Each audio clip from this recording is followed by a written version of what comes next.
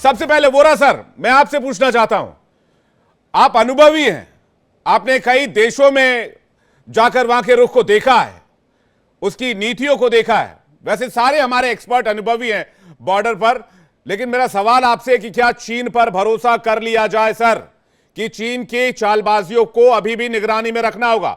बेशक डेस्केलेशन हम कर रहे हैं।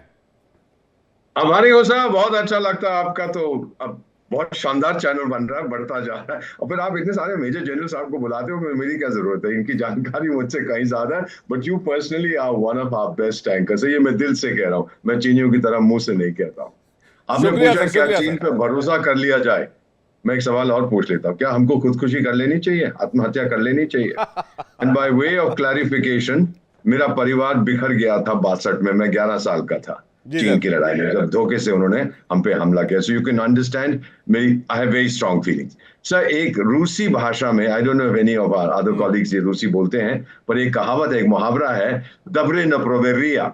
इसका मतलब है भरोसा करो पर ट्रस्ट बट वेरीफाई। देखते जाओ, देख आंखें खोल के। और मैं उसको मॉडिफाई करता हूँ चीन के बारे में, verify verify verify, never trust them sir. मेरी बात मानिएगा, ये मेरा कहना, सरकार का नहीं है। हमारे ट्रूप सब थोड़े पीछे हट गए, एटसेट्रा एटसेट्रा। जब भी हमने दोस्ती करने की कोशिश की है, चीन ने उसको कमजोरी समझा है, और 1 महीने के अंदर आप देखेंगे वो फिर अपनी हरकतों पे आ जाएगा, हमें तंग करने की कोशिश करेगा। ये भी आप चीज देख लीजिएगा, उनका रीड आउट। एक तो पहले आपने देखा होगा जब पीएम मोदी मिलने गए थे, कमरे में गए जहां शी जिनपिंग इंतजार कर रहा था, जी तो सर। पीएम साहब ने हाथ बढ़ाया। अरे तेरे में थोड़ी सी तमीज है ना पिंग पोंग, तो तू हाथ पकड़ के उनके साथ ले जाता झंडों के सामने। ये हमने कई बार किया है। साहब ने जल्दी हाथ उठा दिया, क्योंकि किसी ने उनको बताया नहीं था कि हैंडशेक होगा झंडों ध्वजों के सामने। लेकिन शो सम मैग्नेनिमिटी, कुछ अकल दिखा बेवकूफ आदमी। तो हम तो हमेशा कर दिया, कभी शी जिनपिंग इस तरह से कोई भी हाथ उठाता, पीएम साहब हाथ पकड़ के कहते आइए मैं वहां ले जाता। दैट्स ग्रेसफुल, इनमें ग्रेस नहीं है। दूसरी चीज सर, हमेशा मैं ये याद रखता हूं, मैं हैनोई में पोस्टेड था, 15 साल हो गए इस बात को। ASEAN regional forum, give me a minute, ASEAN regional forum जिसमें चीन भी है, उनकी मीटिंग हो रही थी विदेश मंत्रियों की, और सिंगापुर के विदेश मंत्री जो कि एक एथनिक चाइनीज हैं, तो उन्होंने चीन के विदेश मंत्री, 2010 की बात कर रहा हूं, कहा कि भाई देखो, तू बड़ी दोस्ती की बातें करता है, तो ये दक्षिण चाइना समुद्र जो है, यहाँ पे तू नौटंकी क्यों कर रहा है, हरकतें क्यों कर रहा है, हमें धमकियां क्यों दे रहा है? और आग बबूला होके चीन का विदेश मंत्री बोला कि सुन ओए सिंगापुर के विदेश मंत्री, तुम चूहे हो, मैं शेर हूं, ये हकीकत, समझ जाओ इस बात। इस तरह से बातें करते हैं आप दूसरे देशों के साथ, और फिर कहते हैं कि आज तो इतनी तेजी से इनके दोस्त खत्म हो रहे हैं, मेरा ख्याल टाइटैनिक जहाज भी उतनी तेजी से नहीं डूबा होगा, वो खोते जा रहे हैं। अफ्रीका के कई लोग आए, मेरी बात हुई, कहते we don't trust these people at, कोई नहीं भरोसा करता, तो भारत कहां से भरोसा करेगा इनके ऊपर? बाकी सर, मेरा ख्याल है कि जो जनरल साहिबान यहाँ पर मौजूद हैं, ये आपको विस्तार से बताएंगे, डेम चौक और डेप्सैंग और हॉट स्प्रिंग्स में ये हो रहा है, वो हो रहा है। बट द बेसिक इशू, इस देश पर इनका डीएनए बिगड़ चुका है। कम्युनिस्ट चाइना पर भरोसा करना आत्महत्या करने के समान है sir. I am sorry, I spoke strongly, क्षमा कीजिएगा मुझे। नहीं नहीं सर, ऐसे ऐसे कड़े भाषा की जरूरत है सर, खासकर चीनियों के लिए सर। मैं तो ये मानता हूं और मैं आपकी वक्तव्य का पूरी तरह से समर्थन करता हूं। बाकी मेरे साथ इस वक्त major general retired Sanjay Meshram sir जुड़े हुए हैं, उनके पास चलते हैं और उनका रुख करते हैं और जानते हैं उनकी क्या राय है इस पर। संजय मेश्राम सर। मेरी राय बहुत क्लियर है, चीन पे उसी दिन भरोसा कर सकते हैं, ये आप सुन लिएगा, उस दिन जिस दिन अरुणाचल प्रदेश को चीन फॉर्मली रिकॉग्नाइज करे और अपने नक्शों में अरुणाचल प्रदेश को दिखाना बंद कर दे। दूसरा, जिस दिन चीन हमारी 38,000 square kilometre territory excise chain वापस कर दे, उस दिन भरोसा कर सकते हैं। और तीसरा, 5180 स्क्वायर किलोमीटर टेरिटरी जो हमारी पाकिस्तान ने चीन को दी है, शक्सगाम वैली, वो वापस कर दे। मैं बोलूंगा चीन पे फिर हम पूरा भरोसा कर सकते हैं। लेकिन क्या वो ये 3 चीजें करेगा? उसका जवाब है कभी नहीं करेगा। और ये जो अभी बॉर्डर पे सब कुछ हो रहा है, ये टेम्परेरी है, शॉर्ट टर्म मेजर्स है। और मेरे ख्याल उस लिहाज से ये ठीक है, शॉर्ट टर्म मेजर्स है, क्योंकि बॉर्डर पे तनाव कम जरूर होना चाहिए और उसके हमें कई फायदे भी हैं। देखिए, आज हमारी फॉर्मेशन के पास ऐसा रोल भी है कि हम बॉर्डर स्विच कर सकते हैं, मतलब कश्मीर की तरफ भी जा सकते हैं और आपको पता हाल ही में अभी काफी आतंकवाद गतिविधि बढ़ गई है कश्मीर वैली में भी और साउथ ऑफ पीर पंजाल, तो हमारे फोर्सेस उधर के लिए भी अवेलेबल हो जाएंगे। लेकिन भरोसा नहीं कर सकते, ये शॉर्ट टर्म मेजर है और चीन वहां पर कभी भी पिन प्रिक्स करता रहेगा। एक साल शायद ना करे, दिखाएगा पूरे विश्व को कि हम भारत के साथ खड़े हैं और हो सकता है हमारा ट्रेड भी धीरे धीरे खुल जाए। लेकिन तो भी मैं बोलूंगा भारत की डिप्लोमेसी में तो ये जो 3 मैंने शुरू में जवाब बोले हैं, जो मैंने शर्तें रखी हैं, अब हमको वो बोलना चाहिए। हमारा अरुणाचल प्रदेश रिकॉग्नाइज करिए, 38,000 स्क्वायर किलोमीटर एक्साइज चेन वापस करिए, शक्सगाम वैली 5180 स्क्वायर किलोमीटर वापस करिए और फिर हम सारा ट्रेड व्रेड करने के लिए, ये हमारी रेड लाइन होनी चाहिए, भारत की रेड लाइन होनी चाहिए। ये मेरे ख्याल अभी तक किसी ने कहीं नहीं बोला होगा, आज मैं बोल रहा हूँ। और ये इंडियन डिप्लोमेसी को और हमारी पॉलिटिकल मास्टर्स को इस पे अब अमल करना चाहिए, नहीं तो ये शॉर्ट टर्म मेजर्स में धोखेबाजी होती रहेगी। वो उनका इतिहास है, उन्होंने हमारे साथ धोखेबाजी की है और ये मैं बोलता हूँ कि हमारी रेड लाइन यही होनी चाहिए, हमारे इस पे कोई कॉम्प्रोमाइज होना ही नहीं चाहिए। उसके बाद हम ट्रेड वेड सोचने चाहिए। कई हमारे लोग बोल रहे हैं कि नहीं अच्छी बात है, ये जो हो रहा है ट्रेड भी शुरू होना चाहिए, लेकिन वो मेरे ख्याल हमारे लिए एक अच्छी बात नहीं रहेगी। ये शॉर्ट टर्म मेजर है, टेम्परेरी मेजर है। लॉन्ग टर्म मेजर मैंने आपको बताया है पीस एंड ट्रैंक्विलिटी के लिए, वो यही है जिस दिन वो हमारी सारी टेरिटरी वापस कर दे, लेकिन उसका जवाब भी ये है कि वो होगा नहीं। और इस पे और आपने देखा है भूटान के ऊपर भी वो वहां पर, क्योंकि मैंने अपनी ब्रिगेड नथुला में कमांड की थी, वहां पर भी MK रिज है जो भूटान की, उसके अंदर भी वो दखल अंदाजी कर रहे हैं और उनका लॉन्ग टर्म एम है कि चुंबी वैली से सिलीगुड़ी कॉरिडोर को काटना और इसीलिए वो बांग्लादेश के साथ भी अपने संबंध ठीक करना चाह रहे हैं। और ये मैं आपको बताना चाहूंगा, ये हमारे लिए स्थिति अभी अच्छी नहीं है। लॉन्ग टर्म स्थिति हमको, अगर हमें अब लॉन्ग टर्म देखना पड़ेगा, जैसे चाइना ने 2050 तक लॉन्ग टर्म सोचा था, भारत को भी अब लॉन्ग टर्म सोचना पड़ेगा।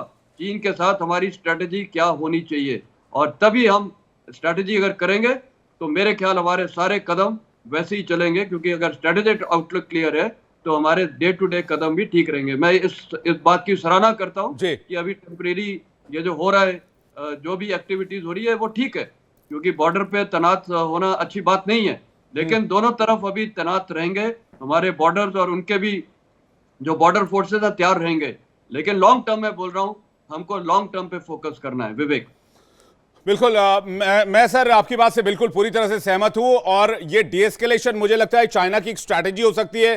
चाइना इस वक्त ताइवान में फंसा हुआ है, चाइना इस वक्त वियतनाम में अपने सिर को गड़ाया हुआ है, चाइना इस वक्त अमेरिका के प्रेशर में वो अमेरिका से टक्कर लेना चाह रहा है, तो चाइना बाकी चीजों को अभी रेस्ट के मोड में डाल रहा है। ये मौका है कि हम अपना खूंटा गाड़े और बोले कि भाई हमारी ये 3 मांगे पूरी करो, वरना डीएस्केलेशन का तो कोई मतलब है ही नहीं।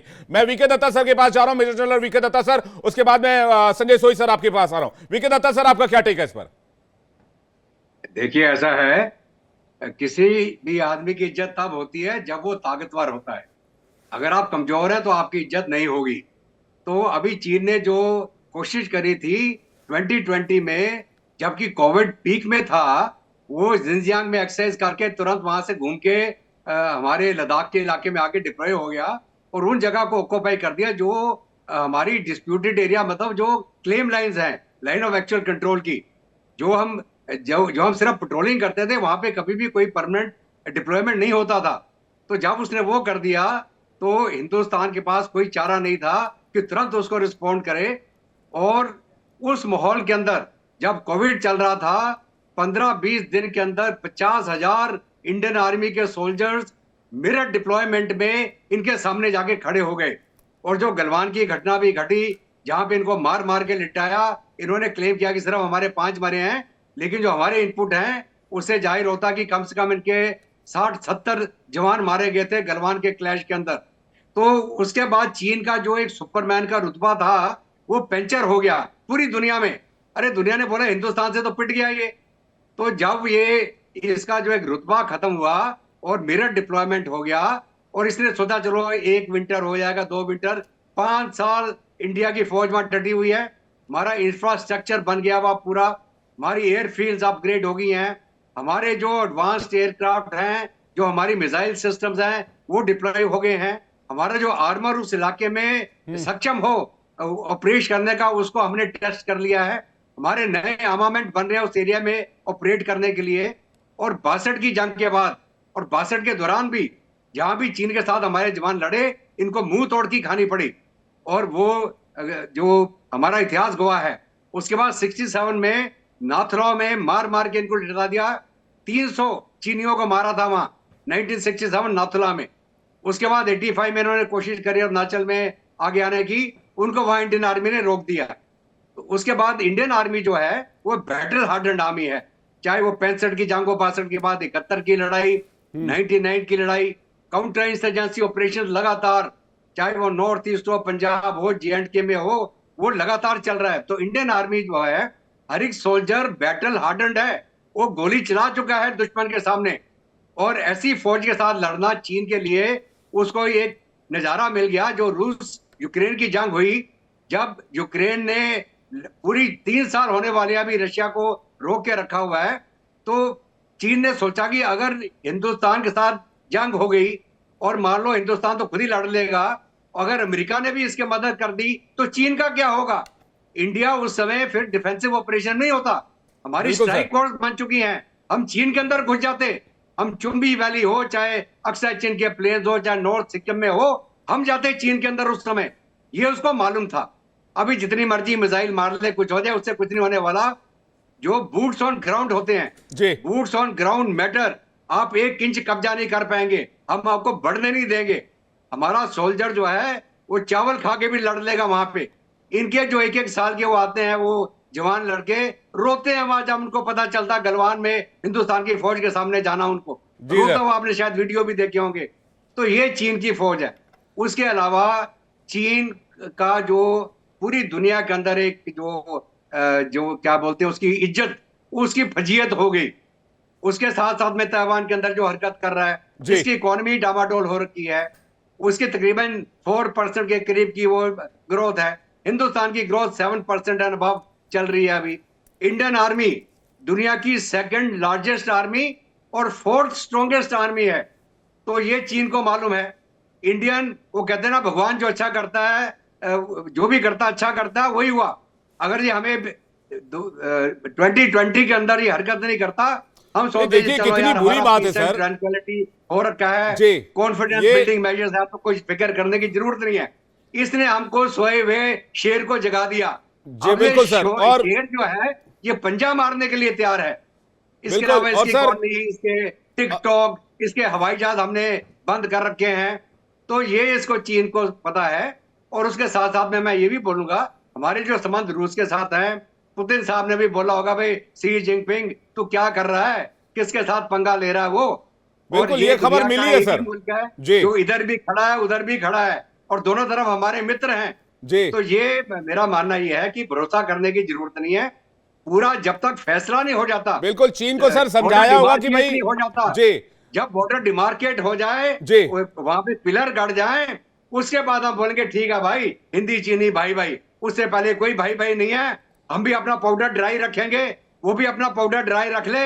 हम तब तक अपनी इकोनॉमिक ग्रोथ के ऊपर तवज्जो देंगे, वो भी दे ले। हमें अभी 5th से 3rd इकोनॉमी बनना है दुनिया की, जी। तो हमारा फोकस हुआ है आज के दिन में।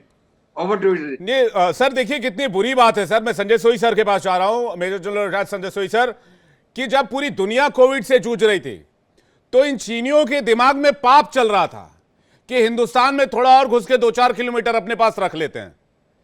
पूरी दुनिया मानवता से, इंसानियत के से जो है वो 2-4 हो रही थी कि भाई मानवता इंसानियत के नाते एक मुल्क दूसरे की मदद कर दे।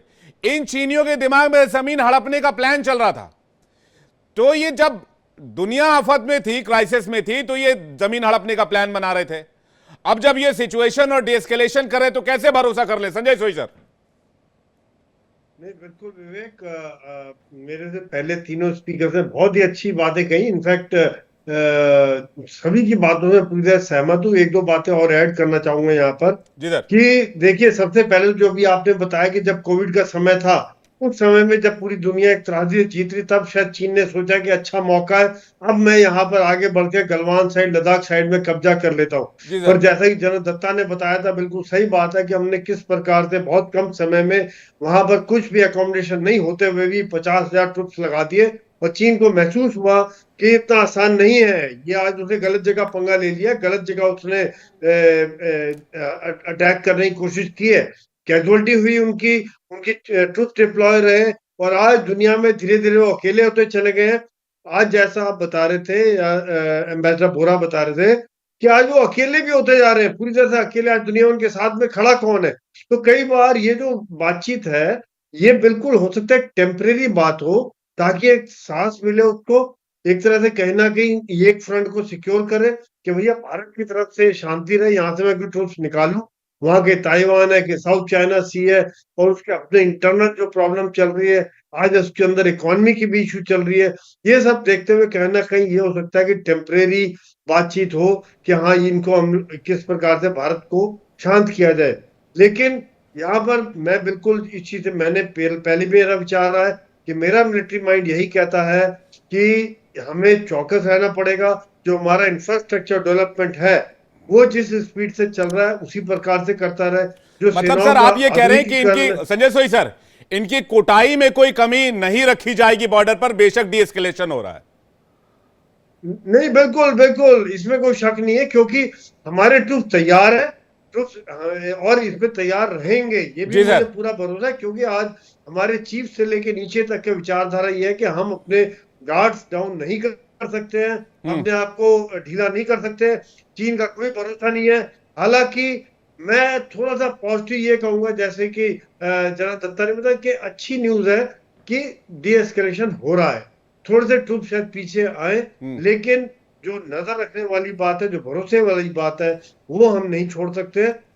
अच्छी न्यूज ये है कि डिसएंगेजमेंट हो रहा है। उन्होंने आज जैसे खबर आई है, तकरीबन चौंगडी रिवर के सामने 45% जो टेम्परेरी स्ट्रक्चर है डिस्ट्रॉय कर दिए हैं। थोड़ी सी इंप्रूवमेंट आ रही है, डेवलपमेंट तो हो रही है ऑन ग्राउंड। तो ये पहला रहेगा स्टेप कि कैसे धीरे धीरे भरोसा डेवलप किया जाए। रातों रात जो 4 साल से क्या, 1962 से ये कहानी चल सोई रही सर, है। मुझे जब भी कोई ना कोई हमारी अच्छी जी बात होती है, कहीं डेवलपमेंट होती है, चाइना कोशिश करता है कि कहीं ना कहीं कोई टांग अड़ाए, चाहे वो हमारे किसी मिलिटेंट को यूएन जी में आतंकवादी घोषित करना चाहे, तो वहां पर चाइना वीटो कर देता है। इसलिए कर देता है भाई, क्या आप आतंकवादी तो सब जगह वही है, तो या पाकिस्तान को कहीं ना कहीं भड़काता रहता है। आज अगर पाकिस्तान ज्यादा कूदता है, तो ज्यादातर मेरे हिसाब से जी चाइना की वजह से ज्यादा सोई सर, कूदता मुझे है। एक जानकारी तो ये भी चाइना मिली के थ्रेट से थी जी, सोई सर, मुझे एक जानकारी ये भी मिली थी कि जब गलवान में कूटे गए थे चीन के सैनिक, तो वहां पर गलवान में चीनियों की तैनाती किस रेजिमेंट की होगी, कौन कौन सी जो लोग हैं उनकी जो सेना वहां रहेगी, उसको लेकर बड़ा विवाद हुआ। और बाद में इस बात का प्रेशर चीनी गवर्नमेंट पे बन गया कि भाई वहां पर जो ट्रूप्स हैं वो रुकना नहीं चाह रही हैं, क्योंकि वहां एक तो -30-40 डिग्री का टेम्परेचर है और सामने इंडियन आर्मी है। बिल्कुल, ये जो जनरल दत्ता ने बताया ना, वही बात यहाँ पे निकल के आती है कि किस प्रकार से हमारी सेना बैटल हार्डन है। हम लोग सियाचिन में डिप्लॉयड रहे हैं, हम लोग कश्मीर बॉर्डर पर रहे हैं, मेरे ऊपर से पता नहीं कितनी बार गोली गई है, कितनी बार मेरा एनकाउंटर हुआ है, मुझे फर्क नहीं पड़ता है। फायरिंग चालू हुई होती है, मैं आराम से पोजीशन लेता हूँ, रिप्लाई करता हूँ, रेस्पॉन्स करता हूँ, चट्टान में देखता हूँ, पत्थर देखता हूँ, पेड़ देखता हूँ, उसके बाद एक्शन करता हूँ। मुझे आदत है गोली के नीचे रहने की, मुझे आदत है आर्टी शेलिंग के नीचे रहने की। मुझे पता है वो चाइना के जो ट्रूप्स हैं, आधे कॉन्सेप्ट से वो भागना चाहते हैं वहां से, कहां पे हमने फंसा दिया, -30 डिग्री में, -40 डिग्री में। कई बार वीडियो आए किस प्रकार के, हमने उनके बयान देखे हैं, जो कहीं रो रहे हैं, चिंता है, परेशान है। तो यहीं पे ये फर्क है। और मैं आज ही देख रहा था कि जो हमारे ट्रूप्स हैं वो गाँव से आते हैं, टफ है, ऐसे टफ है, 40-50 किलो लेके ऐसे चल जाते पहाड़ों पे, ये कोई चिंता नहीं उन्हें। तो ये जो ताकत, जवानों की ताकत, इनको अंदाजा तब लगा जब ये गलवान में भिड़ंत हुई। किस प्रकार से एक एक जब लगाया उन्होंने, तो गिर के 4 पलटियां खाते हुए जाते पीछे। तो यहाँ पर जो हमारे ट्रूप्स की जो ताकत है, मैंने जी खुद देखा है, चाहे कहीं के भी ट्रूप्स हो, वो सब गाँव से आते हैं। बहुत जबरदस्त उनके अंदर जज्बा है, और ताकत सर है, इंडियन और आर्मी की एक ट्रेनिंग भी तरह वैसे ही होती है करने सर। में सक्षम रहते हैं। जी सर, मैं जा रहा हूं दीपक वोरा सर के पास। दीपक वोरा सर, ये पाखंड क्यों है फिर? चीन की मजबूरी होगी सर इसमें, चीन की कोई दरिया दिली नहीं है सर, इसमें मजबूरी होगी सर। ये ऑक्टोपस की तरह इसने 8 पांव दुनिया में फंसा रखे हैं, और ये जान रहा है कि अगर वहां डीएस्केलेट नहीं किए तो फिर हम ताइवान पर एग्रेसिव नहीं हो पाएंगे, फिर हम अमेरिका पर एग्रेसिव नहीं हो पाएंगे, फिर हम वियतनाम पर एग्रेसिव नहीं हो पाएंगे, या हमारे 16-17 जितने डिस्प्यूट हैं बॉर्डर के अलग अलग देशों के साथ, हम वहां एग्रेसिव नहीं हो पाएंगे। इसलिए इसको अभी ठंडे बस्ते में डालो, इसको बाद में देखेंगे।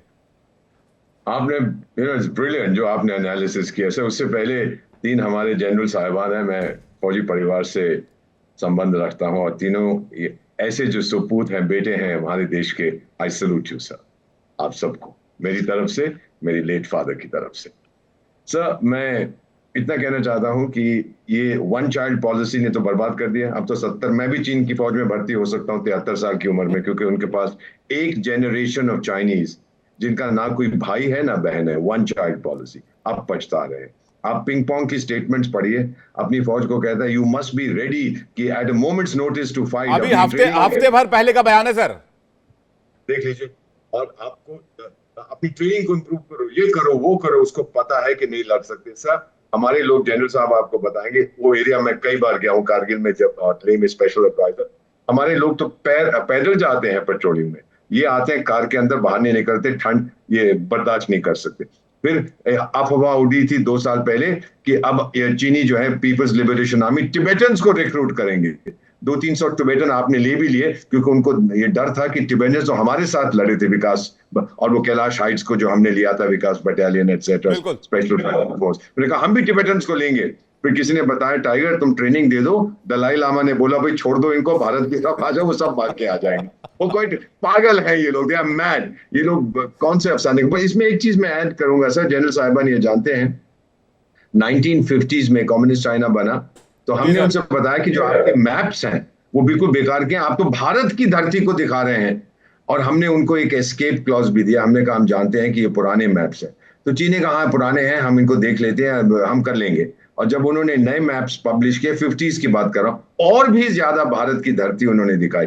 फाइनली एक कॉन्वर्सेशन सर, अभी आपने कहा कि इनकी फौज कमजोर हो रही है, इकोनॉमी खत्म हो रही है, आप जहां इंटरनेशनल रेपुटेशन खत्म हो रही है। मेन चीज सर ये इनका होता था वो नेता माओ डिंग डोंग।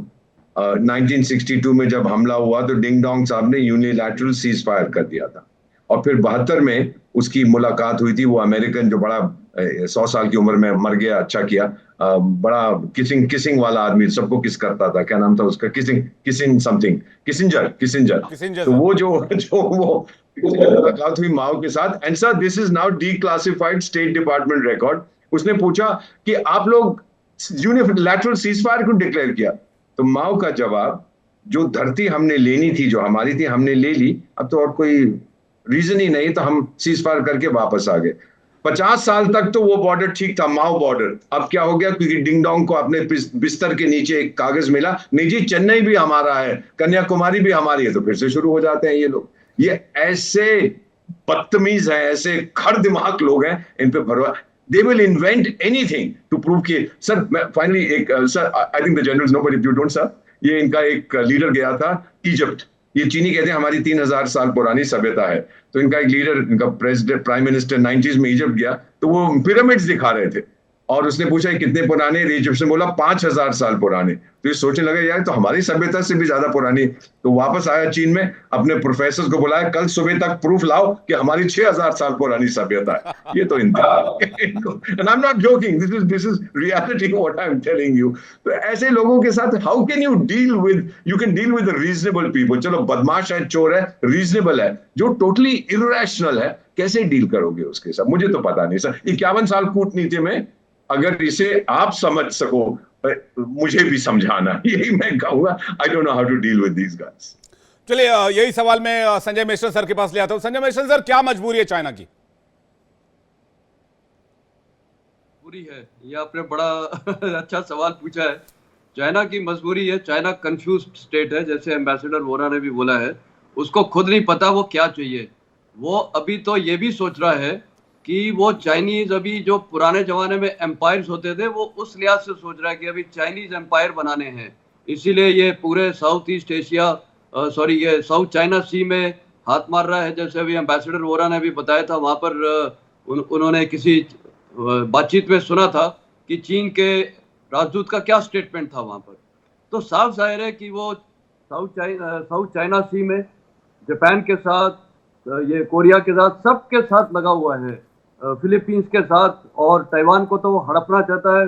विस्तारवादी जो उसकी नीति है वो अपनाना चाहता है। और उसने इकोनॉमिक तौर पे भी आपने देखिए, वो ब्रिक्स जो अपनी रोड बना रहा है, वो BRI वाली, हर जगह वो फैलाना चाहता है। चीन तो यहाँ तक ऑस्ट्रेलिया में घुसा हुआ है, ब्राजील में घुसा है, अर्जेंटीना में घुसा हुआ है। मैं रवांडा में था 94, वहां जो सड़कें बनाई थी चीन ने घुसा था। तो चीन की जो लॉन्ग टर्म स्ट्रेटेजी है वो सिर्फ ये है कि वो अमेरिका से टक्कर लेना चाहता है। और अभी ये जो ब्रिक्स है ये भी शायद पुतिन को दिखा रहा है कि वो उसका दोस्त है, लेकिन लॉन्ग टर्म में वो ब्रिक्स में भी दिखाना चाहेगा कि वो नंबर 1 है, क्योंकि वो सबसे बड़ी प्रॉब्लम होगी, ब्रिक्स को लीड कौन करेगा। तो मेरे ख्याल चीन ये भी चाहता है कि एक दो कुछ दो तीन ब्रिक्स मीटिंग के बाद वो वहां दिखाना चाहेगा, तो उसके ना रूस के ताल्लुकात अच्छे रहेंगे, भारत के साथ तो होंगे नहीं, पूरी विश्व में वो अभी आइसोलेट होता जा रहा है। उसका एक बहुत अच्छा फ्रेंड है और वो फ्रेंड है पाकिस्तान। और अभी हाल ही में जो ये टनल पे अटैक किया है 4-5 दिन पहले, पाकिस्तानी वो जो उनका स्टेटमेंट था टेररिस्ट, ये हमने इसलिए किया है चीन को वहां पर भारतीय सेना ना पहुंच पाए और वो एक स्ट्रेटेजिक इंटरेस्ट है, तो ये उनकी दोस्ती है, ऑल वेदर दोस्ती। तो उनका एक टेररिस्ट दोस्ती है और वो है पाकिस्तान। बाकी पूरी विश्व में मेरे ख्याल चीन को आज कोई नहीं चाहता, और इन्होंने जिस प्रकार यूनाइटेड नेशंस के अंदर भी अपना घुसपैठ कर लिया है, खासकर ये फंडिंग करके, जितनी 15 में से जो यूएन एजेंसीज हैं, कई एजेंसीज के अंदर ये घुस गया है, और इनके जो नंबर 1 या नंबर 2 है वो चीनी है। तो ये हर जगह घुसपैठ करना चाह रहे हैं, और मुद्दा इनका बहुत बड़ा क्लियर है कि ये अमेरिका के साथ टकराव लेना चाहते हैं और विश्व का नंबर 1 लीडर बनना चाहते हैं। लेकिन ये उनकी मेरे ख्याल गलत फहमी है, वो एक रीजनल लीडर भी नहीं बन पाएगा। कुछ साल के बाद आप देखिएगा, जैसे एक पॉइंट उठा था कि ना तो उनके पास लोग होंगे लड़ने के लिए, ना उनके पास लोग होंगे उनकी इकोनॉमी को चलाने के लिए, बुड्ढे थोड़ी चढ़ाएंगे। तो वो कंफ्यूज नेशन है, और मेरे ख्याल उसको अगर चीनी को सही होना चाहिए तो उसको विश्व में जो भारत एक रोल अदा कर रहा है, एक डिप्लोमेटिक और डायलॉग के तौर पे कोऑपरेशन करके भारत के साथ भी इसको कोऑपरेट करना चाहिए। मैं तो बोल रहा हूँ हम तो मानेंगे जिस दिन वो कोऑपरेट कर रहा है, ये तीनों टेरिटरीज हमें वापस दे दे और अरुणाचल को अपने मैप से हटा दे, हम तो बोलेंगे कि बिल्कुल ठीक है, फिर हम करेंगे कोऑपरेशन। वो एम्पायर की तरफ जा रहा है, वो इस पूरे इलाके में एम्पायर, आप देखना अभी सेंट्रल एशियन रिपब्लिक्स की तरफ भी इसका हाथ बढ़ेगा। तो ये साफ जाहिर है कि वो एक विस्तारवाद एम्पायर वाली नीति कर रहा है, तो कंफ्यूज्ड है, और मेरे ख्याल वो कंफ्यूजन में इसको कोई समझाने वाला भी नहीं है, क्योंकि जब वहां पर एक डिक्टेटर बैठा है, कम्युनिस्ट पार्टी बैठी है, उसको कौन समझाएगा, उसके लोग भी नहीं समझाते, इसलिए तो डेमोक्रेसी से फायदा होता है। तो वहां मेरे को लगता है उसका अंत विनाश ही होगा। विवेक, हाँ, ये भी कह सकते हैं सर, विनाश काले विपरीत बुद्धि, जिस तरह की चाइना की हरकतें हैं। वैसे भी मैं वीके दत्ता सर के पास जा रहा हूं, उसके बाद मैं संजय सोई सर आपके पास आ रहा हूं। वीके दत्ता सर, अगर आप देखेंगे तो चीन जो है वो ग्वादर में ब्लीड कर रहा है सर, वो ताइवान के एंड पे संघर्ष कर रहा है, वो हर रोज घुसपैठ की कोशिश करता है, कहता हम हमला करेंगे 27 तक इसको ले लेंगे। इसके अलावा सर साउथ चाइना सी में जापान से टकरा रहा है, अमेरिका से टकरा रहा है, फिलीपीन से तो टकरा ही रहा है सर। मालदीव गया था, पिट के वापस आ गया। अभी मोइजू भारत आए थे, उन्होंने कहा कि भैया माफ कर दो, चीन से बचा लो। तो ये जो चारों तरफ से ये आइसोलेट होता जा रहा है और खुद को ये पावरफुल समझ रहा है, और पावरफुल समझने के बाद कहता है डीएस्केलेशन कर लो। वीके दत्ता सर, आपकी आवाज एंड में कट गई। एनीवे मैं विल आंसर योर क्वेश्चन। जी सर। ऐसा है, चीन ख्वाब देख रहा था कि जो एंसेस्टरली, जो उनके दादा परदादा के जमाने में कोई चीन हुआ करता था, वो कहता हम वो चीन को दोबारा वापस बना देंगे। अच्छा, इसके दौरान अगर आप एक्चुअल चीन का नक्शा देखेंगे, वो एक बिल्कुल गुब्बारे की तरह है। गुब्बारा, उस गुब्बारे ने क्या किया, दाने हाथ मारा, उसने मंचूरिया को पकड़ लिया, उसके बाद उसने मंगोलिया को पकड़ लिया, बाद में वो क्या बोलते हैं तुर्किस्तान, जो ईस्ट तुर्किस्तान, वहां पहुंच गया, तिब्बत को पकड़ लिया उसने, और उसने देखा कि मैं सब कुछ पकड़ता जा रहा हूं, मेरे खिलाफ कोई आवाज नहीं उठा रहा। इससे उसके हौसले और बढ़ गए। अब वो आस्ते आस्ते बोला मेरी इकोनॉमिक पावर बढ़ रही है, मैंने दुनिया की सबसे बड़ी नेवी बना दी है, अब मेरी फौज इतनी तगड़ी हो गई है, जो कि जो उनकी स्ट्रेंथ है नंबर्स में, वो इतने ज्यादा हो गए हैं, तो अब मैं जो है, जो मेरे एंसेस्ट्रल क्लेम थे, उनके ऊपर मैं कब्जा करता हूँ। चाहे वो साउथ चाइना सी में हो, चाहे वो अरुणाचल में हो, चाहे वो लद्दाख के अंदर हो, चाहे वो दुनिया के किसी इलाके में हो। और साथ साथ में जो गरीब मुल्क हैं, उनको पैसा दे दे के उनको अपना मुताज बना दिया। जो हमारे पुराने जमाने के, जिसको हम बोलते थे, वो जो होता था ना, जो सूद देता था, और गरीब आदमी को अपना गुलाम बना लेता था, वही काम ये कर रहे थे। मैं मालदीव के अफसरों की ट्रेनिंग कराता हूं महीने में 2 बार। इनके पूरे जो गवर्नमेंट ऑफिशियल्स हैं वो आते हैं हिंदुस्तान में ट्रेनिंग के लिए। तो मैं अपने लेक्चर में कम से कम 20 मिनट उनको मैं मॉरल लेक्चर देता था। जी उनको सर। मैं बताता था, भैया तुम क्या कर रहे हो, Hindustan, India comes to you as a friend, China will come to grab you. मैंने कहा 1988 में जब आपका प्रेसिडेंट को हमला करके वो कू होने वाला था, मैं उस समय स्पेशल फोर्सेस का कमांडर था जी और सर। मैं 2 घंटे के अंदर मोबिलाइज होके वहां पहुंच गया था। बाद में हमारा पैरा ब्रिगेड भी मोबिलाइज हो गया था। तो अमेरिका ने उस समय बोला कि India is a regional super power, जो कि एक पैरा ब्रिगेड वर्थ और स्पेशल फोर्सेस को 2 घंटे से लेके 5 घंटे के अंदर मोबिलाइज कर सकता है, हजारों किलोमीटर दूर। तो ये जब मैं उनको बात बताता हूं तो तब मैं उनको ये भी बताता हूं कि हमारी जो सिविलाइजेशन कनेक्टिविटी है, 2-3 हजार साल पुरानी हमारे जो रिश्ते हैं, जहाँ पे हिंदुस्तान से लोग उधर सेटल हुए, उधर के लोग इधर आ गए, उसके बाद इस्लाम आ गया, जो भी हुआ। तो लेकिन क्या है, हिंदुस्तान हमेशा दोस्त की तरह जाएगा। हमने बांग्लादेश को आजाद किया, बांग्लादेश को उनका हवाले करके हम आ गए। हमारे डिस्प्यूट हमने नेगोशिएशन के साथ सुलझाए उनके साथ। हमने ये नहीं बोला ये चिकन नेक मेरा हो गया और ये जो कॉरिडोर ये मेरा हो गया, अभी तुम ये छोटा सा बांग्लादेश पकड़ के बैठ जाओ। नहीं, हमारी कोई इच्छा नहीं है, मंशा नहीं है किसी देश के ऊपर कब्जा करने के लिए। और यही बात मैं पाकिस्तान के जो अवाम है उनको बोलता हूं कि आप पाकिस्तान आर्मी को भगा दो, आप निकाल दो, उसने लूट लिया आपको। इंडियन आर्मी आपको गारंटी देती है हम एक कदम नहीं रखेंगे पाकिस्तान के अंदर, सवाए J&K के। जो पाक ऑक्युपाइड है वो हमारा है, उसके अलावा हम कुछ नहीं लेंगे तुम्हारा। इसको फौज को जुतियां मारो, लूट के खा गई तुमको। तो मेरा कहने का मतलब यह है कि जो इनकी विस्तारवादी सोच है चीन की, इनको भी आस्ते आस्ते समझ आ रहा है कि अब ये जो दुनिया है ये मल्टीपोलर हो गई है। अब ये यूनिपोलर बाईपोलर ये नहीं है, मल्टीपोलर है। और उस पोल के अंदर हिंदुस्तान का भी एक बहुत बड़ा योगदान है। और हिंदुस्तान कोई पुश ओवर नहीं है, दुनिया की सबसे बड़ी आबादी हो गए हम आज के दिन, दुनिया की सबसे जवान हमारी जो डेमोग्राफी है, हमारे जो नागरिक हैं 35 साल की उम्र है उनकी। ये चीन के बुड्ढे क्या लड़ेंगे हमारे साथ। मैं 74 साल का हो गया हूं, मैं भी आज जाके लड़ सकता हूं वहां, मेरा निशाना भी बिल्कुल बुल में जाके लगता है। तो मेरा कहने का मतलब ये है, ये गलत ख्वाब देख रहे हैं, जितना जल्दी जाग गया उतना अच्छा है। अपने देश की तरक्की करें, अपने लोगों की तरक्की करें, पड़ोसियों के साथ अच्छा रिश्ता बनाएं, दुनिया को एक पीस एंड ट्रैंक्विलिटी दें अगर वो चाहते हैं दुनिया की तरक्की। लेकिन हमारे बहुत सारे दुनिया के ऐसे खिलाड़ी हैं जो नहीं चाहते। कोई इंडस्ट्री चलाना चाहता है, कोई आर्म्स बेचना चाहता है, कोई तेल बेचना चाहता है, और उसके चक्कर में दुनिया में जगह जगह जंग लगी पड़ी है। तो आज के दिन में हिंदुस्तान खड़ा है एक स्ट्रॉन्ग पिलर की तरह। जी सर। हम इनसे नहीं झुकते हैं। हम अपना डिफेंस मैन्युफैक्चर कर रहे हैं, हम अपना बायोफ्यूल बना रहे हैं, हम जो अपनी एनर्जी प्रोड्यूस कर रहे हैं, सोलर एनर्जी पे तवज्जो दे रहे हैं, इलेक्ट्रिक कार्स के ऊपर तवज्जो दे रहे हैं।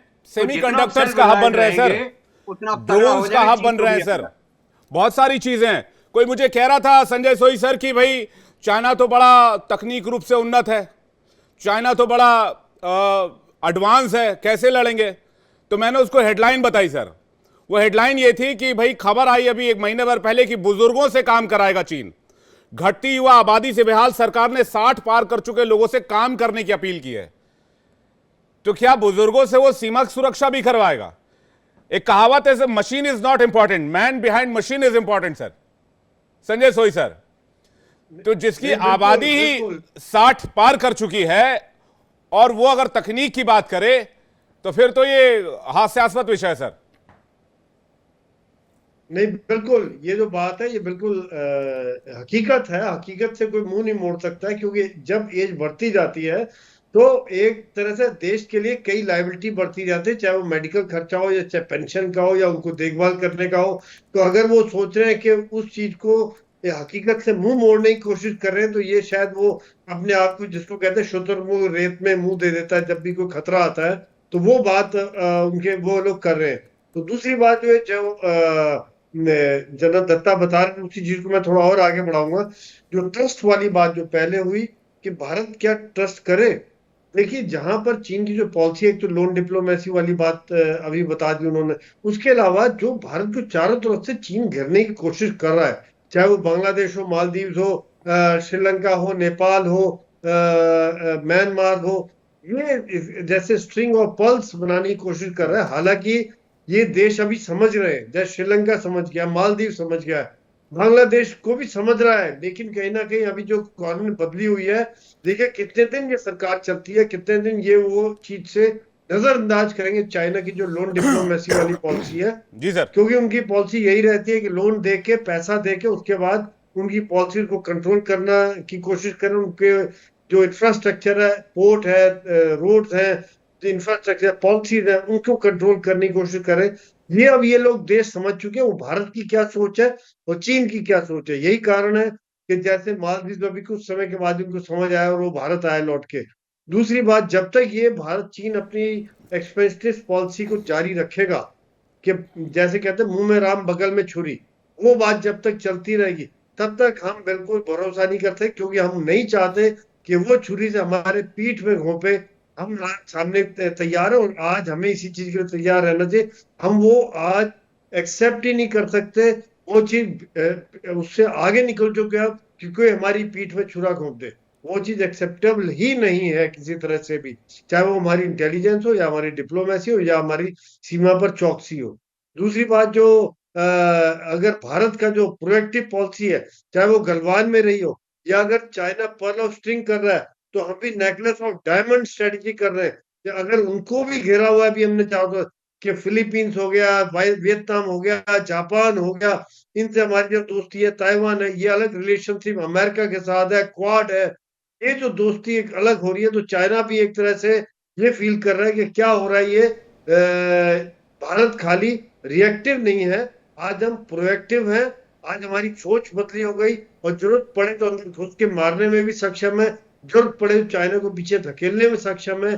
टेक्नोलॉजी, जो आपने विवेक जी सही कहा था कि it is the man behind the weapon, हथियार के पीछे कौन कैसे इस्तेमाल कर रहा है वो बड़ा जरूरी है, किस प्रकार से इस्तेमाल कर रहा है वो बहुत जरूरी है। उसमें हम पूरी तरह सक्षम है, हमारी सेना सक्षम है, हम लोग ट्रेन करते रहते हैं, प्रैक्टिस करते रहते हैं। हमें आदत है -30 -40। मैं द्रास में रहा हूँ, वहां भी मैंने देखा कि second coldest place, inhabited place है दुनिया का। तो हमें कोई चिंता नहीं होती ऐसे पहाड़ों में नौकरी करने की, पेट्रोलिंग करने की, लड़ाई करने की, ऑपरेशन करने की। तो मुझे पूरा भरोसा है अपनी सेनाओं, जब मैं वेटरन हूँ, लेकिन जैसे जनरल दत्ता ने कहा, हम सब अभी भी तैयार हैं, जरूरत पड़े खड़े हो जाएंगे सीमा पर। और भारत की सेना पूरी सक्षम है, हमारी लीडरशिप बहुत स्ट्रांग है। विवेक, बिल्कुल, और ये जज्बा देखिए तो मैं सर और उत्साहित हो गया हूं सर, एनर्जी से भर गया हूं। आप लोगों ने जिस तरह से कहा कि वो अभी भी तैयार है कि भाई अभी चलना है तो अभी चलो। लेकिन ये जो चाइना सर, वोरा सर, मैं आपसे सवाल ले रहा हूं, ये चीन ने एक स्कीम शुरू की, लोन बांटो और राज करो। इससे पहले पाकिस्तान को फंसाया, तो पाकिस्तान के पास इसके अलावा कोई चारा नहीं है। पाकिस्तान तो बोले भाई पूरा पाकिस्तान ही ले लो लोन पे, हमें कोई दिक्कत ही नहीं है। इसने मालदीव को फंसाया, इसने श्रीलंका को फंसाया, बांग्लादेश को फंसाया, इसने अलग अलग स्टेट्स को और कुछ एक देशों को फंसाया और स्ट्रिंग ऑफ पर्ल्स तैयार करने की कोशिश की। लेकिन ये जो इसकी स्कीम थी लोन बांटो राज करो वाली, फेल हो गई। और अब जब फेल हो गई है और बुरी तरह से एक फेल्ड स्टेट के तौर पर चीन आगे बढ़ रहा है, चाहे वो युवाओं की आबादी में हो, चाहे वो इकोनॉमिक लिहाज से हो। बेशक उसकी इकोनॉमी बहुत स्ट्रांग है, $17 ट्रिलियन की इकोनॉमी है, हम $5 ट्रिलियन की बनने की कोशिश कर रहे हैं, लेकिन उसका डाउनफॉल भी उतनी ही तेजी सर। आज भी चाइना की रिपोर्ट्स बताती है कि वहां के युवा अब ना बच्चे पैदा करने में विश्वास करते हैं, ना शादी में विश्वास करते हैं, और इनफर्टिलिटी एक बहुत बड़ा चैलेंज चाइना के लिए बन गया sir. Deepak Vora sir. You absolutely right. ये तो उनका अपना जो अखबार है, वो क्या है, गेबल्स तो हिटलर का प्रोपेगेंडा में, गेबल्स टाइम्स ही है शायद, ग्लोबल टाइम्स ऐसा वैसा कुछ है। वो भी ऐसी चीजें कहता रहता है कि जो हमारे नौजवान लड़के हैं वो बड़े फेमिनिन हो गए हैं, उनको ये नाइट क्लब में नहीं जाना चाहिए और ये पिकपॉक टिकटॉक डिकटॉक नहीं खेलना चाहिए, एटसेट्रा एटसेट्रा, बड़ी चीजें वो भी कभी कभी लिख देते हैं। मेन चीज ये जो आपने बात की, ये लैंड फॉर लोन्स स्कैम जो चीन ने चलाया है, ये इस शताब्दी का सबसे बड़ा स्कैम है। मेरी बात सरकार माने तो इन्फोर्समेंट डायरेक्ट को बोलो, उसको इन्वेस्टिगेट करेगी कि क्या स्कैम चला दिया इन्होंने, जमीन हड़प कर रहे हैं, लोन जो दिए हुए हैं।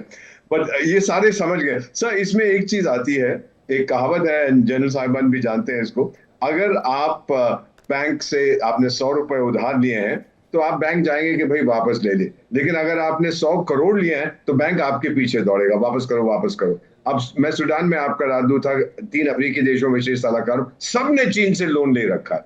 और जब मैं उनके लीडर से बात करता हूँ, मैंने कहा वापस करोगे? कहते हमारी क्षमता कहाँ है, आ जाए हमारी जमीन पर बैठ जाए, क्या मिलेगा उसको, रेगिस्तान में क्या करेगा वो।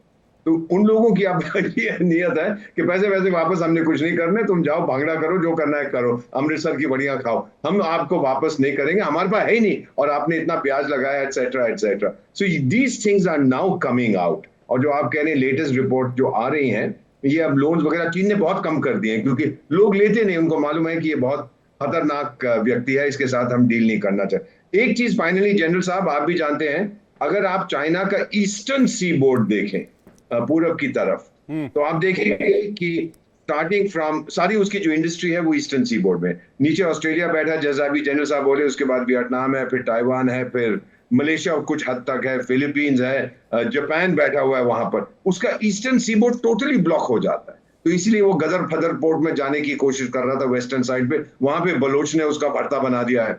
तो माय ओन फीलिंग इज कि चीन फंस गया है। और ये जो हम बात करते हैं सर अबाउट दिस क्या चाइना पाकिस्तान एक्सप्लॉयटेशन कॉरिडोर, वो कहते हैं हमने इकोनॉमिक कॉरिडोर, हमने 40-50 बिलियन डाल दिए हैं। अंग्रेजी में कहावत है, don't throw good money after bad. ये पैसे इनको वापस नहीं मिलने वाले। मेरा मानना है कि अगले 1 साल के अंदर चीन पाकिस्तान को भी अलविदा कह के वापस चला जाएगा, because he is not making any money over. Pakistan कहता है मैं पैसे नहीं दूंगा, कर ले जो करना है, मेरी जमीन चाहिए तो ले ले, बलोचों से निपट ले अगर तू निपटना चाहता है। So I see the whole global scenario अब बदल रहा है। एंड फाइनली सर, ब्रिक्स में आपने देखा था कि वो तुर्की वाला भी पहुंच गया था जो नेटो का मेंबर है, और कहा कि मैं फॉर्मल एप्लीकेशन पहली बार, और फिर वो संयुक्त राष्ट्र संघ का महासचिव भी पहुंच गया था। अमेरिका ने कहा भाई मत जाओ वहां पे, वो चला गया, उसको पता है संयुक्त राष्ट्र संघ तो मर रहा है, अगर मुझे सेक्रेटरी जनरल ब्रिक्स का बना दे तो दूसरी नौकरी मेरे को मिल जाएगी। I am only joking, but ये चीजें जो है दुनिया किस तरह से बदल रही है ये रोजान हमने, and I congratulate you sir,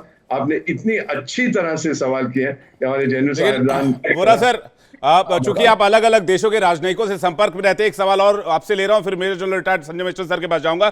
Galwan में सुना सर बहुत मार पड़ी सर, हाँ। और इतनी ठुकाई हुई कि करा तो रहे थे, दर्द तो था लेकिन बता नहीं सकते थे कि इज्जत लुट जाती। और एक मुल्क का प्रेशर इतना जिनपिंग जी के ऊपर कि सेना हटा नहीं सकते थे। नहीं तो मुझे तो कुछ लोगों ने यह भी बताया कि डिएस्केलेशन उसी समय हो जाता, लेकिन 100 के आसपास चीनी सैनिक, 100-125 के आसपास मारे गए थे, 45 से 50 हेलीकॉप्टर्स लगाए थे सर। अब मार इतनी पड़ी थी कि वो इज्जत बचाने की वजह से वो रुक गए गलवान में 2 साल, वरना वो उसी समय भाग लेते। और मार इतनी पड़ी, दर्द इतना था, लेकिन बयां किसी को कर नहीं सकते थे सर। आपकी कभी सर कोई बातचीत हुई ऐसी सर? बहुत अच्छा प्रश्न किया है। 3 देशों में जहां मैं हूं, एक का मैं I won't take the name, पर अभी मैं देख रहा था अपने व्हाट्सएप पे उनका मैसेज आया था। एट दैट टाइम गलवा 4 साल हो गए मैंने बचा के उसको रखा था स्टार्ट करके। उन्होंने लिखा था, thank you India for exposing China as a dirty dragon. Dirty dragon, dragon तो है, वो तो मिथिकल है ना, किसी ने देखा नहीं है। और मेरा जो चिन्ह है वो तो शेर है, सबने टाइगर को देखा है, तो हम तो असली जीते हुए टाइगर है, वो तो माइथोलॉजिकल ड्रैगन है, कुछ नहीं है। अफ्रीका के दोस्त इन लोगों ने ये समझ आ गई थी कि चीन जो है उसमें दम नहीं है सर, वो सिर्फ अपने साइज के आधार पर लोगों को डराता है, अपनी इकोनॉमिक ताकत जो उसके डराता है, नहीं तो उसमें लड़ने की क्षमता नहीं है। और वो बड़े खुश थे कि हमने डर्टी ड्रैगन को एक्सपोज कर दिया। बिल्कुल यही सवाल मैं संजय मिश्र सर के पास लेके जा रहा हूं। वाकई सर बहुत ठुकाई हुई थी क्या सर चीनियों की सर? देखिए, ठुकाई तो हुई है और उसके कारण आपको पता ही है, आपने विजुअल्स भी देखे हैं, लेकिन साफ जाहिर होता है कि चीन अभी अपने ही जाल में फंस चुका है और उसको अभी निकलना बहुत मुश्किल है। जैसे आपने बताया था, अभी वो लोन दे रहा है, दुनिया भर की चीज़ें कर रहा है, वो अपने जाल में फंस चुका है और उसका, मैंने जैसे पहले ही बोला, अभी उसका विनाश तय है।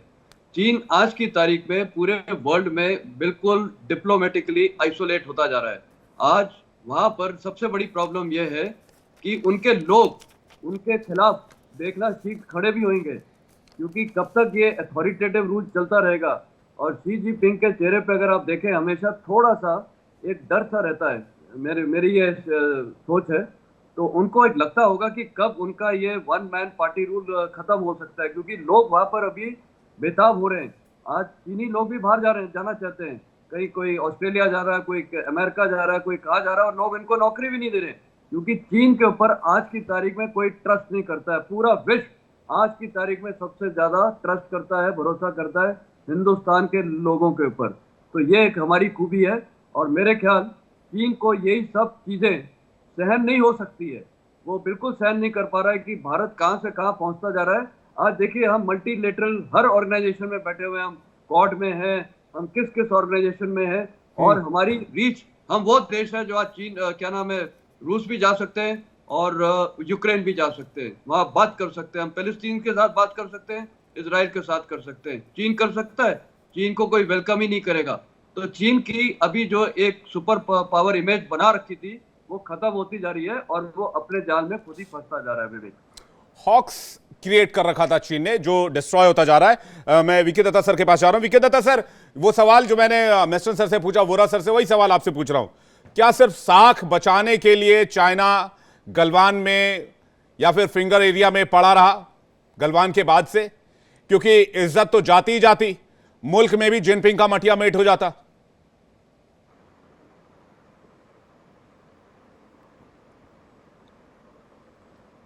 दत्ता सर, आपकी आवाज नहीं आ रही है जी। आगे हाँ, बोलिए। हाँ, कोविड का माहौल चल रहा था और सारी दुनिया में लॉकडाउन लगा हुआ था।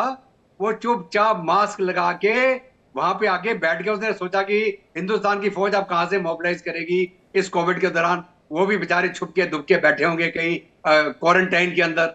लेकिन इंडियन आर्मी ने कोविड के दौरान अपने आप को बिल्कुल आइसोलेट करके रखा था।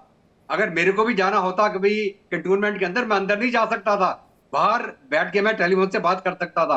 वो आने नहीं देते थे बाहर से किसी को। इंडियन आर्मी के सारे कंटोनमेंट सील थे। इंडियन आर्मी ने अपने आप को बचा के रखा था, और जब इन्होंने हरकत करी तो इंडियन आर्मी ने अपना एक्शन करके इनको दिखा दिया कि हम कितनी तेजी से मोबिलाइज कर सकते हैं। एयरलिफ्ट हो, चाहे बाय रोड हो, चाहे बाय हेलीकॉप्टर हो, चाहे पैदल हो, 50,000 फौज जाके खड़ी होगी मेरा डिप्लॉयमेंट 15 दिन के अंदर। इनके तो पसीने छूट गए। और अभी क्या है, इज्जत का सवाल। इन्होंने सोचा शायद हिंदुस्तान ठंड के मारे, क्योंकि जून के बाद ठंड आने वाली है, तो ये ठंड से भाग जाएंगे। हिंदुस्तान की फौज नहीं भागी, अब इनको भी ठंड में रहना पड़ गया। इसके जो जवान थे वो बेचारे, इनके लिए स्पेशल वो बनाने पड़े इनको, जो क्या बोलते हैं अकोमोडेशन, उसमें हीटर लगाने पड़े।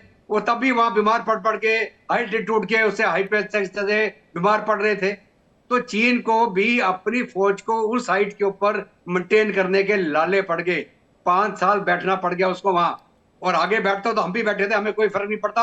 हमारा तो इंफ्रास्ट्रक्चर बढ़िया बनता चला जा रहा है, टनलें बन रही हैं, सड़कें बन रही हैं, हेलीपैड बन रहे हैं। हम तो बैठे ही सर, हम तो करगिल में बैठे, हम अरुणाचल में बैठे, हम जितने हाइट है सब पे बैठे हैं। आप बैठे रहो, हमें तो हाई एल्टीट्यूड अलाउंस मिलेगा, स्पेशल अलाउंस मिलेगा, अच्छा राशन मिलेगा, तो हमें कोई प्रॉब्लम नहीं है।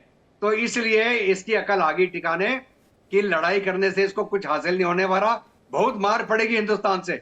और अगर हमें तो और मुल्कों से सपोर्ट मिल गई, चाहे वेस्ट से और अमेरिका से, तो फिर इनका धुआं निकल जाएगा। तो इंडिया भी एक न्यूक्लियर पावर है ना भाई, कोई ये थोड़ी कि ये हमें आंख दिखाएगा तो हम डर जाएंगे। तो ये किसी भी वजह से हमको डरा नहीं सकता है। ये man to man, boots on the ground, चाहे वो एयर हो, चाहे वो मिसाइल्स हो, चाहे वो हमारे ब्रह्मोस हो, चाहे हमारे आर्मर हो, चाहे आर्टिलरी हो, हम हर एक चीज के अंदर सक्षम हैं। और मैं तो सिर्फ ये एडवाइस करूंगा चीन को, सुधर जाओ, अपनी डेमोक्रेसी बना लो, इलेक्ट करो अच्छी गवर्नमेंट, और एक भाईचारे के साथ एक अच्छे नेबर की तरह रहो, और दुनिया में अपनी तरक्की करो और लोगों को तरक्की होने दो। और दुनिया में जमीन कब्जाना भी छोड़ दो। संजय सोई सर, आपका फाइनल टेक क्या है इस पर? यहाँ पे भारत में होते ही जो हमारे लिए देश के लिए जान देते इज्जत होती है। गांव गांव में जब भी उनके शरीर आता है कि पूरा इकट्ठा हो जाता है, हजारों लोग, लाखों लोग इकट्ठे हो जाते हैं, और एक तरह से लोग, उनके माता पिता भी कहते हैं मेरा एक बेटा और हो तो वो भी फौज में जाए। और चीन ने देखिए वही तो मारे गए, उनको छुपाया। क्या सोच रहे होंगे, क्या उनके दिल पे पहुंच रही होगी कि हमारे यहाँ मारे गए, कहीं कोई खबर भी नहीं, किसी का कोई इनका नाम भी नहीं आ रहा कहीं मीडिया में। हमारे यहाँ ओपन मीडिया है, ओपननेस है। आज आप खबरें दिखाते हो, इस तरह की पूरी खबर दिखाते हो, कवर करते हो, चाहे अच्छी खबर हो, खराब खबर हो। हमारी कहीं कैजुअलिटी होती है, एनकाउंटर में कैजुअलिटी होती है, मैं कश्मीर में होते वो भी आप कवर करते हो, आज हमारा सक्सेस तो वो भी आप कवर करते हो। वहां पे ये सब नहीं है, वहां पे पूरा मीडिया पे एक तरह से कंट्रोल है, जैसे एक ग्लोबल टाइम पे उनका एक माउथ पीस है, वो सरकारी अखबार है, वो जो सरकार कहेगी वही बोलेगा। यहाँ पर ये नहीं है, यहाँ पर हर आदमी को ओपन है, फ्रीडम है। और ये बात यही कारण है कि बड़े उनको जो अपने देश के मारे गए जो सैनिक, कहीं उन्होंने उनका नाम भी नहीं लिया। यही बात पाकिस्तान के साथ भी है, कारगिल में भी यही वो उन्होंने लेने से मना कर दिया। मतलब हमारी सेना ने, मेरी यूनिट भी वहां पर थी, हम लोग थे, हमने उनको पूरी मजहबी तरीके से सुपुर्द के खाक किया था, जैसे कि मुस्लिम धर्म में होता है ये, और उन्होंने लेने से मना कर दिया, हमारे है ही नहीं। ये सब बातें होती है। यही कारण है कि आज भारत की सेना लड़ने मरने के लिए, देश के लिए तैयार रहती है, क्योंकि एक छोटी सी इज्जत ही चाहता है एक सैनिक, रिकॉग्निशन चाहता है, बाकी कुछ नहीं। तो यही कारण है कि आज देखिए सीमा पर चाहे +50 हो या -50 हो, हम तैयार जी रहते हैं। विवेक। बिल्कुल। मैं वोरा सर से एक फाइनल कमेंट चाहूंगा। वोरा सर, जिनपिंग जी को कुछ कहना चाहेंगे आप? इतना ही कहना चाहूंगा कि बहुत बहुत धन्यवाद, आपके कारण पूरी दुनिया में Bharat is respected, China is suspected.